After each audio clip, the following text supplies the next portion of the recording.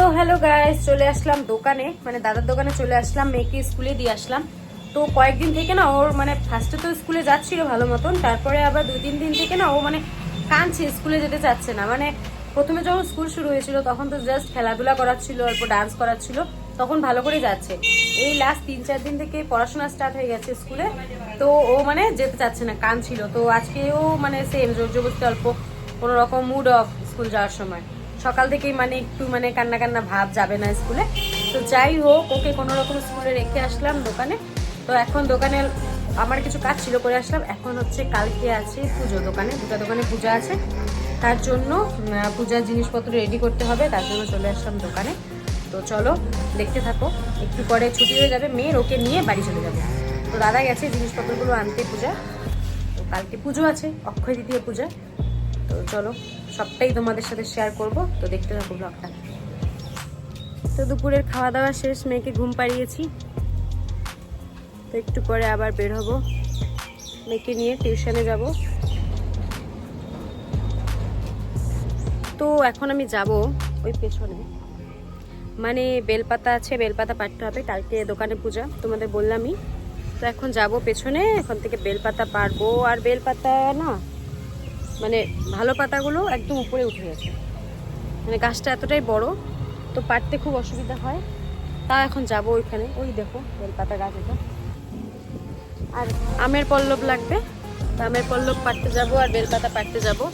কিন্তু মানে ছাদে এসে এত ভালো লাগছে না, হাওয়াটা, নামতে ইচ্ছা করছে না। তার জন্য অনেকক্ষণ থেকে দাঁড়িয়ে আছি ছাদে, চুলটা শুকাচ্ছিলাম অল্প। তো চলো যাই, নিচে নামি, বেলপাতাটা পারি, কারণ কালকে সকালে পুজো আছে প্রায় 8টা-9টার দিকে।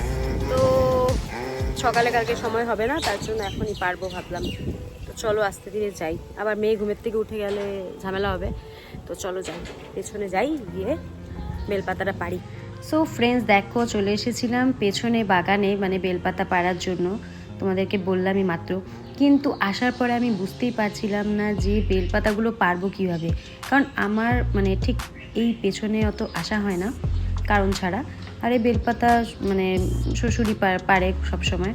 তো আজকে আমি পারতে এসে দেখি বেলপাতাগুলো মানে যেগুলো ভালো পাতা সব উপরের দিকে চলে গেছে, নিচের দিকে পাতাগুলো সব মানে খারাপ। তো অনেকক্ষণ অনেক কষ্ট করে এদিক ওদিক করে যেটা বাঁশ ছিল সেটা দিয়ে পাড়ার ট্রাই করছিলাম, কিন্তু না মানে কিছুতেই একটা পাতাও মানে একটা ডালও পারতে পারিনি। আর বাঁশটার মধ্যে মানে যেহেতু বৃষ্টি হয়েছে কয়েকদিন, এত বালু ছিল, তো নিচের দিকটা যে আমি ধরবো সেটাও ধরতে পারছিলাম না ভালো করে। অনেকক্ষণ থেকে মানে নাড়াচাড়া করলাম বাঁশটা দিয়ে, কিন্তু না একটাও বেলপাতা পারতে পারিনি। মানে কি বলবো আর, অন্যদিন কিন্তু এরকম হয় না, আমাদের বাড়ির পুজোতে আমরা বাড়ির বেল গাছ থেকে বেলপাতা পারি। কিন্তু দেখো এবার কি হলো, একটা গাছের বেলপাতা পারতে পারলাম না। তো বেলপাতা তো পারতে পারলামই না। এদিকে আমের পল্লব পাড়ার চেষ্টা করছিলাম। তো আম গাছ আছে অনেকগুলোই, তো আমের পল্লবটা পারতে মানে পেরেছি, কোনো অসুবিধা হয়নি। কিন্তু বেলপাতাটা মানে দুঃখের বিষয়, যেটা মেন দরকার জিনিস বেলপাতাটা, সেটাই পারতে পারলাম না। আর বেলপাতা না পেরে উল্টা মানে মশার কামড় খেয়ে ওখান থেকে আমাকে আসতে হলো। দেখো বেলপাতা পারতে পারলাম না। তারপরে আমি আমের পল্লব 4-5টা নিয়ে নিয়েছিলাম, কারণ দুটো দোকানে পূজা আছে, দাদার আর আমার। তো দুজনের দোকানের জন্যই বেলপাতা লাগবে, তার জন্য মানে বেলপাতা না মানে আমের পল্লব লাগবে, তার জন্য মানে আমের পল্লবগুলো পেরে নিয়েছি। আমের পল্লবগুলো ভালোই ছিল, অসুবিধা হয়নি পারতে, কিন্তু বেলপাতা পারতে পারিনি। আর এদিকে দেখো আমাদের বাড়িতে মানে গাছে আছে পান, তো পানও আমি সেখান থেকে নিয়ে নিলাম অল্প। কিন্তু মানে বারবার ভাবছিলাম যে বেলপাতাটা পারতে পারছিলাম না, তখন বেলপাতা কোথায় পাবো, কারণ কোনোদিনও আমরা বাইরে থেকে বেলপাতা নিইনি কোনোদিনও। বাড়িতে পুজো বা যেটাই হোক আমাদের বাড়ির বেলপাতা দিয়ে পুজো হয়েছে, তো এখন ওই বেলপাতা কোথায় খুঁজবো সেটাই ভাবছিলাম। আর এদিকে বাগানে মানে এতটাই মশা ছিল, মানে মশা কামড় দিয়ে আমাকে হাতে পায়ে মানে ফুলিয়ে দিয়েছে, মুখের মধ্যে মশা কামড় দিয়েছে, অনেক মশা কামড় খেয়েছি আমি পেছনে গিয়ে। মানে কোনো রকম না পেরে মানে নিয়ে এসে পড়েছি তাড়াতাড়ি করে। মানে আর মশাগুলো সাইজগুলো অনেক বড় বড়, পেছনে অনেক বড় বড় মশা কামড় দিয়েছে আমাকে, মুখের মধ্যে কামড় দিয়েছে, দেখতেই পাচ্ছ আমি এদিকে চুলকাচ্ছি, মানে মশার কামড় খেয়ে চলে আসতে হয়েছে আমাকে পেছন থেকে। আর এই দেখো আমাদের বাড়িতে পান গাছও আছে, তো এখান থেকে পানও পেরে নিচ্ছে আমি কতগুলো।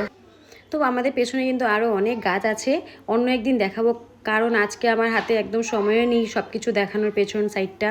আর মশার, তার থেকে বড় কথা হচ্ছে মশার কামড় খেয়ে মানে আমি একদম শেষ হয়ে গেলাম। তো এজন্য তাড়াতাড়ি করে যেগুলো দরকারি জিনিস নিয়ে চলে গেলাম। সো ফ্রেন্ডস, বেলপাতাটা এত উপরে যে আমি পারতেই পারলাম না, উপায় নেই। এখন মনে হচ্ছে মানে বাড়িতে বেলপাতা গাছ থাকতে আমাকে বাইরে থেকে বেলপাতা কিনতে হবে। তো পান নিয়ে নিয়েছি, অনেক উপরে বেলপাতা গাছের, আর আমের পল্লব নিয়েছি, এই দুটো নিয়ে যাব এখন, কারণ বেলপাতাটা অনেক উপরে উঠে গেছে, সম্ভব না লাঠি দিয়ে পারা। সো ফ্রেন্ডস দেখো, এখন আমরা চলে এসেছি অল্প বাজার করতে, ফলমূল কিনতে চলে এসেছি। তো দেখো, এটা হচ্ছে আমাদের পাগলাস্তানের বাজার বলে। তো এখানে অনেক ফল, ঠাকুরের জিনিস সব কিছু এখানে পাওয়া যায়। তো আমি আর দাদা মিলে চলে এসেছিলাম ফলমূলের বাজার করতে। তো ফ্রেন্ডস চলো, আজকের মতন ভিডিওটা এখানে শেষ করছি, দেখা হচ্ছে নেক্সট ভিডিওতে। Bye bye and thank you for watching.